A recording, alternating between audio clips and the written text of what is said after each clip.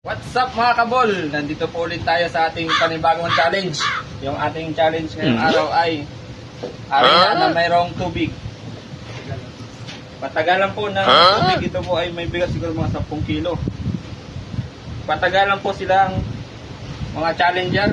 Kalawak po natin ay si Rudolph Kabul Rudolph.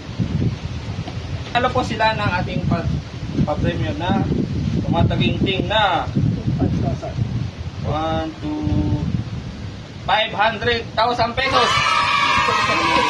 Simulan natin ating matimpala. Okay, ang ating kalahok, si Kabul Rudolph.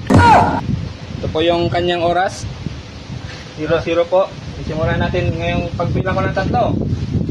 1, 2, 3.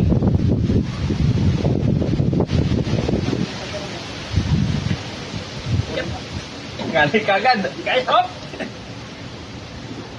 9.27 seconds. Pangalawang challenger po, si Kabul Jack. Ito po yung timer, 0-0 po ulit yan. At bibilang ko ng tatlo. Wala pa, baba mo pa. Bilang ko ng tatlo, buhat. And then, 1, 2, 3, start. Sakit na hihilig mo. Hihigat eh. Ayun. Lapit na mahabol si Rodolph. Yun. Lampas na. Angat pa, angat. Yun. Ay, dapat dito rin. Gabi naman ang cameraman na to. Sigis na, oh. Huwag mo na ibaba.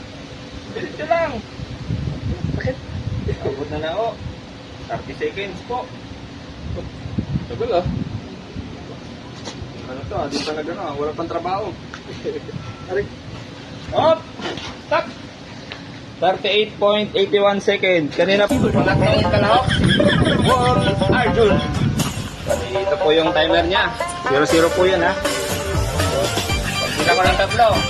Start. 1, 2, 3, start! Opo. Baba mo po. Baba mo yung ano mo. Yan.